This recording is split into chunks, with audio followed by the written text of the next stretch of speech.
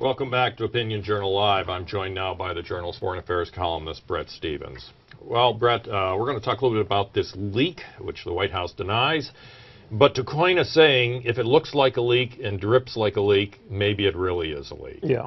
But nonetheless, it has just upended the foreign affairs discussion this weekend, right on the eve of a big foreign policy debate. I actually don't know why anyone is surprised. Obama came into office saying, I want to talk to the Iranians, I want to talk to them multilaterally, I want to talk to them bilaterally. This has been the policy of this administration, and what you have is a kind of strange asymmetry that's been especially pronounced now, but it's true also of past administrations, in which the Iranians continue to make war on the United States, and we continue to look for efforts to have a bilateral negotiation or confidence-building measures. I think the big Iran story out of the last few days, Dan, isn't necessarily this leak. It's the fact that last week in federal court in New York, an Iranian American pled guilty to conspiring with Iranian military officials to blow up a restaurant in Washington, D.C. And you have to kind of put these two events together to kind of understand the basic asymmetry of our policy.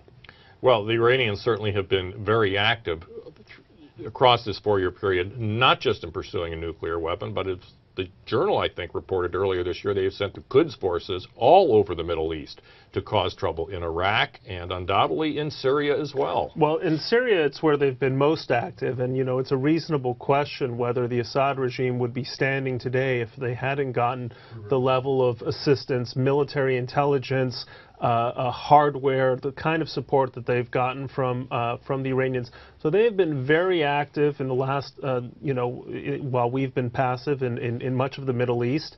They've been active in places like Egypt as well, and Gaza too, where now we have new attacks coming out of Gaza into Israel with ever more sophisticated munitions. Maybe they came from Libya, maybe they came from Iran. Well, let's talk a little bit about the implications of this leak for tonight's debate.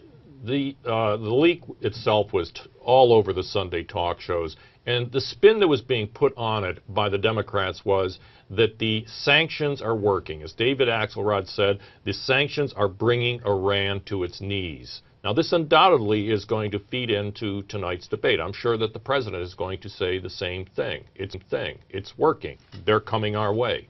Well, you know, it's interesting. The Foundation for Defense of Democracies did the first, I think, as far as I know, analytical study of when these sanctions may reasonably take effect in terms of forcing a balance of payments crisis in Iran.